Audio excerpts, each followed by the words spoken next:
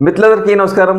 Radio Rambabu ఛానల్కి స్వాగతం. కొన్ని సినిమాలు గమ్మత్తుగా పురుడు పోసుకుంటూ ఉంటాయి. అలాంటి పురుడు పోసుకున్న ఒక చిత్రంగా మనం 1962 జూలై 26న విడుదలైనటువంటి మహామంత్రి తిమ్మరుసు చిత్రాన్ని చెప్పుకోవచ్చు. ఈ చిత్రం వెనుక నేపథ్యం కాస్త చెప్తాను. నిజానికి ఎన్ఐటి వారి సీతారామ కళ్యాణం చిత్రంలో రాత్రనక పగలనక శ్రమించినటువంటి అట్లూరి పుండ్రకాశయ్య, ఆయన ఎన్టీఆర్ గారి బంధువే కాకుండా ఎన్ఐటి సంస్థలో ప్రొడక్షన్ విభాగంలో ఉంటూ ఉండేవాడు. ఆయన ఆ రెయిన్బోలు పనిచేయటం వలన కొంత విశ్రాంతి తీసుకోవాల్సి వచ్చింది. ఆ విశ్రాంతి సమయంలో ఆయన ఒక పాకెట్ సైజ్ నవల చదివారు. ఆ నవల పేరు అప్పాజీ. అది చదివినప్పుడు ఆయనకి దీన్ని ఎవరైనా సినిమా తీస్తే బాగుంటుంది కదా అన్నట్టు ఒక ఆలోచన వచ్చింది. అదే సమయంలో ఎన్ఐటి విజయవాడలో డిస్ట్రిబ్యూషన్గా మేనేజర్గా పనిచేసి తర్వాత సొంతంగా గౌతమి ప్రొడక్షన్స్ తోటి డబ్బింగ్ చిత్రాలు చేసినటువంటి నర్రా రాంబ్రహ్మం గారు ఆయన ఒక సినిమా తీయాలని కోరుకుండేది. అందుకోసం ఆయన స్నేహితుల ద్వారా పుండరీకాక్షయ్య గారిని సంప్రదించారు.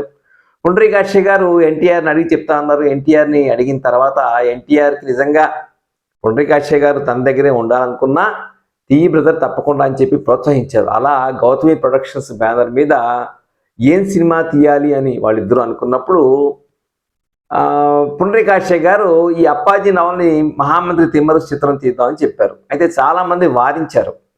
వేదాంత రాఘవ్ గారు కూడా మీ బాంబర్స్ ఎందుకు ఆ సినిమా తీస్తున్నాడంటే స్క్రిప్ట్ బాగుందండి, తప్పకుండా బాగుంటుందని నాకు అనిపిస్తోందని చెప్పి ఎన్టీఆర్ అన్నారు. అలా మొత్తానికి ఎవరు ఎన్ని చెప్పినా ఎంత వెనక్కి లాగినా పుండరీకాక్షయ్య గారు అప్పాజీ నవలని మహామంత్రి తిమ్మరుసుగా తీయాలని నిశ్చయించుకున్నారు. నిశ్చయించుకున్న తర్వాత తిమ్మరుసుకి ఆయన ఉద్దేశంలో గుమ్మడి సరిపోతారు, రాంబ్రహ్మం గారి ఉద్దేశంలో ఎస్వి రంగారావు సరిపోతారు. పుండరీకాక్షయ్య గారు ఏమన్నారంటే, మీరు ఎస్వి రంగారావు గారిని పెట్టుకోవాలనుకుంటే పెట్టుకోండి, నేను ప్రొడక్షన్లో ఉంటాను, నిర్మాతగా ఉంటాను. ఎందుకంటే ఎస్వి రంగారావు గారు గొప్ప నటుడు, ఆయనే కనిపిస్తారు, తిమ్మరుసు కనిపించడు. అదే మీరు గుమ్మడిని కనుక తీసుకుంటే గుమ్మడి బదులు తిమ్మరుసు కనిపిస్తారు అనేది ఆయన లాజిక్. సో మొత్తంగా రాంబ్రహ్మం గారు ఒప్పుకున్నారు. సరే, కృష్ణదేవరాయలుగా ఎన్టీఆర్ అనుకున్నారు. అయితే ప్రొడక్షన్ టీం కావాలి కదా, టెక్నికల్ టీం అనుకుంటే విజయవాడ టీంనే తీసుకోవాలి అనుకున్నారు. విజయవాడ టీం అనగానే కమలాకర్ కామేశ్వరరావు గారు దర్శకత్వం, పింగళి నాగేంద్రరావు గారు మాటలు, మాధవ పెద్ది గోఖలే ఆర్ట్ వర్క్ అనుకున్నారు. సంగీతానికి ఏమో పెండియాల్ అనుకున్నారు. అంతకుముందు చిత్రానికి విజయవాడదే జగదేవిక వీరుని కథ చిత్రానికి పెండియాల్ అద్భుతమైన సంగీతం అందించారు. మార్కస్ బారెట్లేని కూడా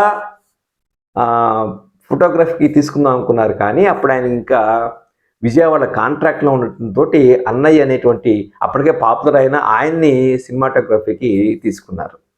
సో ఇలా ఉండగా నిజానికి ఎన్ఐటి బ్యానర్లో ఎన్ఐటి సంస్థలో సముద్రాలు గారు వారికి ఆస్థాన రచయిత. ఎప్పుడైతే పింగళిని రచయితగా తీసుకుంటామని పుండరీకాక్షయ్య గారు చెప్పగానే పింగళి చాలా ఉప్పొంగిపోయి, మీరు ఈ సంస్థలో తీసుకుంటున్నారు, నాకు అదే మహదానందం, నాకు మీరు పారితోషికం ఏమీ ఇవ్వక్కర్లేదన్నట్టు. కానీ రాంబ్రహ్మం గారు అలాగే పుండరీకాక్షయ్య గారు ఒప్పుకోలేదు. సముద్రా గారికి ఎంత పారితోషికం ఇస్తామో మీకు అంతే ఇస్తాం, మీరు తప్పకుండా తీసుకోవాలి అని చెప్పారు. సో ఈ టీంనంతా కూడా హంపి తీసుకెళ్లారు. హంపిలో దాదాపు మేబీ 2-3 నెలల పాటు చర్చలు నిర్వహించారేమో, 6 నెలలు అంటారు కొంతమంది. సో చర్చలు నిర్వహించి అక్కడ కథని డెవలప్ చేశారు. ఈ కథని డెవలప్ చేయటంలో కొంత సినిమాటిక్ లిబర్టీస్ ఉంటాయి కదా, కొంత కల్పన ఉంటుంది, అన్ని వాస్తవాలు ఉండకపోవచ్చు. నిజానికి అసలు రాయల వారు తిమ్మరుసుని ఖైదు చేసి ఆయన కళ్ళు పీకించారా అనేది కల్పన, చారిత్రక సత్యమా అనేది ఒక డిబేటబుల్ పాయింట్ మనం అనుకుంటే దాని చుట్టూనే కథని అల్లుకున్నారు. రాయలు అలాగే తిమ్మరుసు మధ్య ఉన్నటువంటి ఒక బాండింగ్ని అద్భుతంగా ఆవిష్కరిస్తారు. దాంట్లో ఆవిష్కరిస్తూనే గజపతి రాజుల్లో వీరభద్ర గజపతి లేదంటే హంవీరుడు అనేటువంటి ఒక పాత్ర సృష్టించారు. హంవీరుడు అనేటువంటి పాత్ర బహుశా చరిత్రలో ఉందో లేదో కానీ ఒక శకుని మామ లాంటి పాత్రని సృష్టించారు. దాన్ని ముదిగొండ లింగమూర్తి పోషించారు. నిజానికి మాయాబజార్లో సిఎస్ఆర్ పాత్రలా ఉంటుంది. ముదిగొండ లింగమూర్తి అద్భుతంగా నటించినటువంటి వ్యక్తి. సో ఆ హంవీరుడు వచ్చి ఏ రకంగా రాయల వారికి తిమ్మరుసుకి మధ్య చిచ్చు పెడతారనేటువంటిది కథ. అందులో అన్నపూర్ణాదేవి అనేటువంటి పాత్ర కూడా వాళ్ళు సృష్టించారు. గజపతి ప్రతాప గజపతి రాజు కూతురు అన్నపూర్ణని రాయల వారు పెళ్లి చేసుకున్నట్టు సంధిలో మార్గంగా అది రెండు కుటుంబాలు కలిస్తే మంచిదని తిమ్మరసు చెప్పినట్టుగా ఉంటుంది.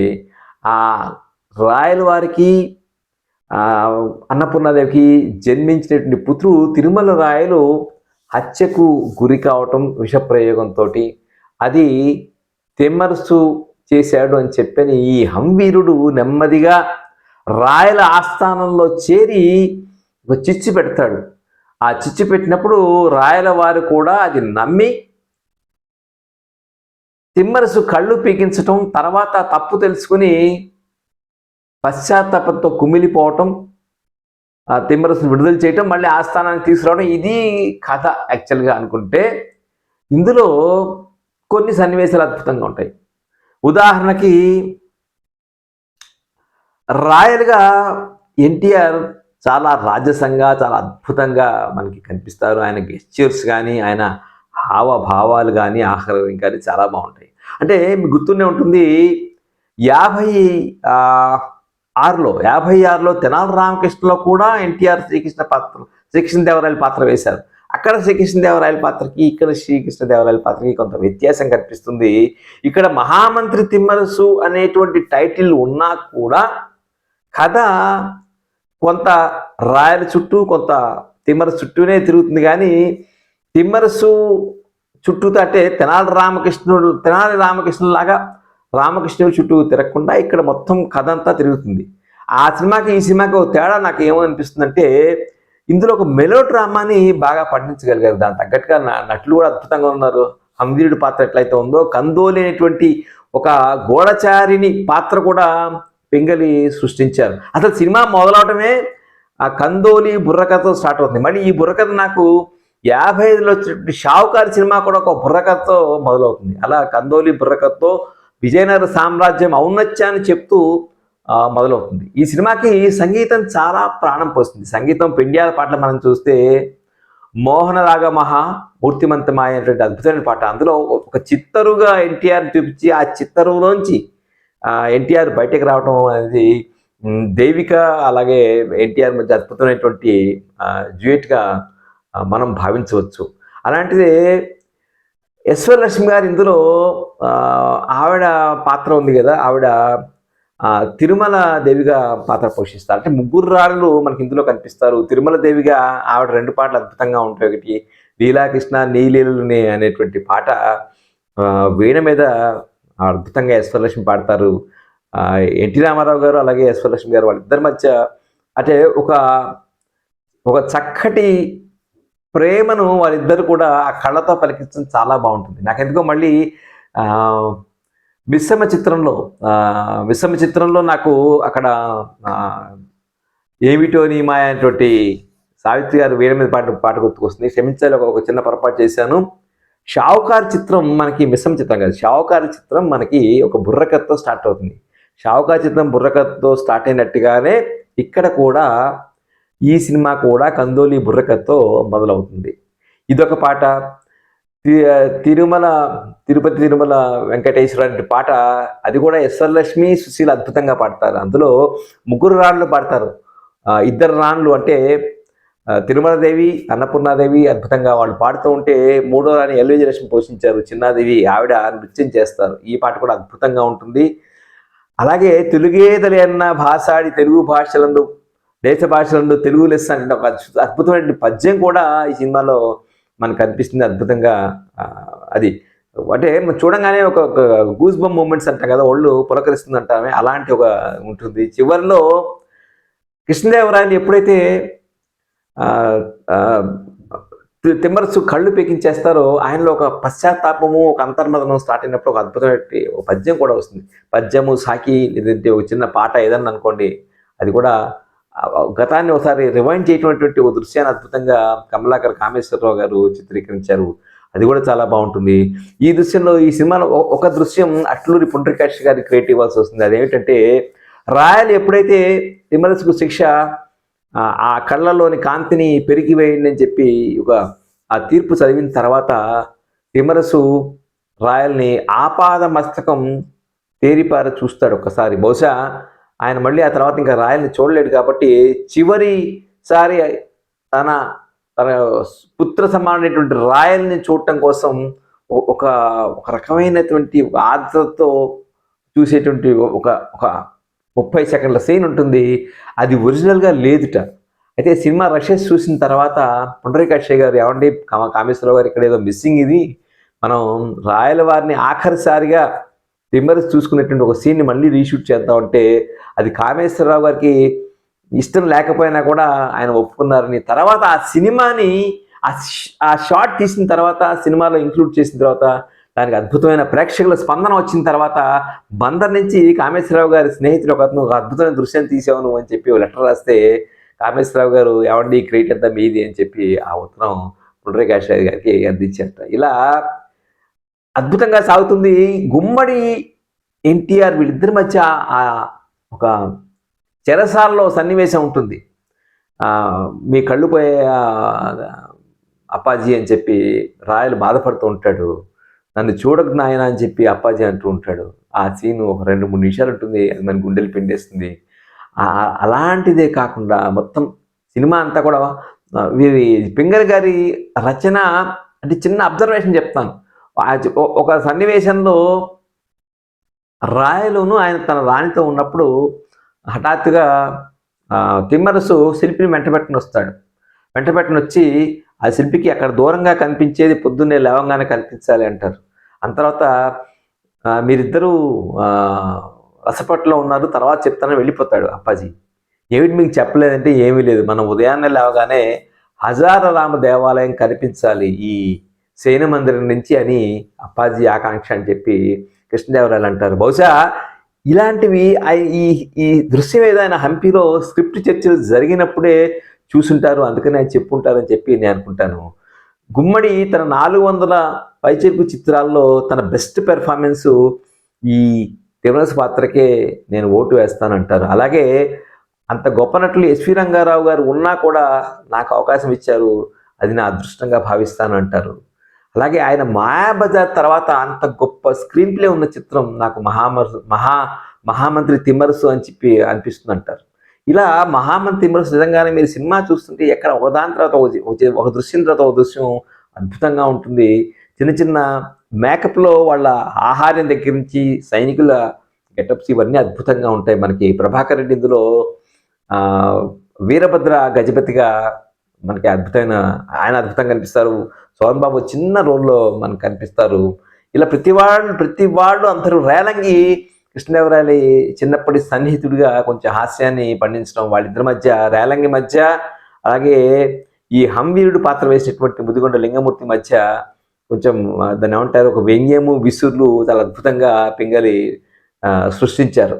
ఇలా డైలాగ్ పరంగా అలాగే స్క్రీన్ ప్లే పరంగా కథాపరంగా ఒక కథలో ఒక నాటకీయత పరంగా కూడా మహామంత్రి అద్భుతంగా ఉంది. అందుకే ఈ ప్రేక్షకులు ఈ సినిమాని బాగా ఆదరించారు. బిఎన్ రెడ్డి గారు ఈ సినిమాని చూసి మీకు మల్లీశ్వరంత పేరు వస్తుంది, అలాగే గుణసుందరి కథ అంత డబ్బు వస్తుందని చెప్పి ఆశీర్వదించారట. ఆయన మాట వమ్ము కాలేదు అని చెప్పి అనిపిస్తుంది. ఈ సినిమాకి జాతీయ స్థాయిలో ఉత్తమ ప్రాంతీయ చిత్రంగా రైతు పథకం లభించింది. దానికి కారణం కూడా పుండరీకాక్షయ్య గారు అంటారు. అప్పట్లో త్యాగరాయ శాస్త్రి గారు అనేటువంటి ఒక సెన్సారింగ్ ఆఫీసర్ ఉండేవాడు, ఆయన చంద్రశాస్త్రి అంటే, కానీ ఆయనే మాకు సలహా ఇచ్చారు, ఈ సినిమాని మీరు ఎంట్రీకి పంపించండి, తప్పకుండా మీకు అవార్డు వస్తుందని అంటారు.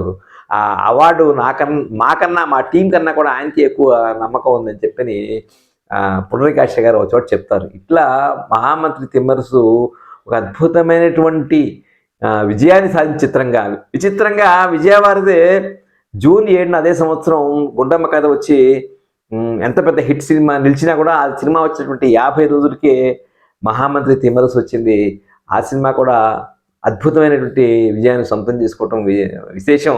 కమలాకర్ కామేశ్వరరావు గారు గుండమ్మ కథకి దర్శకత్వం వహించారు, మహామంత్రి తిమ్మరసుకి దర్శకత్వం వహించారు. అయితే సంగీతం మిగిలిన అన్ని విభాగాలు అక్కడ ఎన్టీఆర్ ఉన్నారు, ఇక్కడ ఎన్టీఆర్ ఉన్నారు.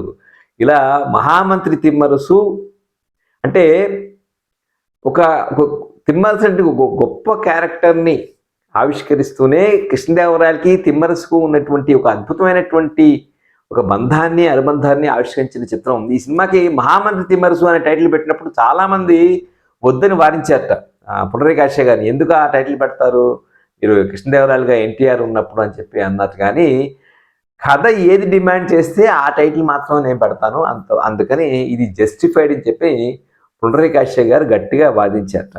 సో ఆయన వాదించిన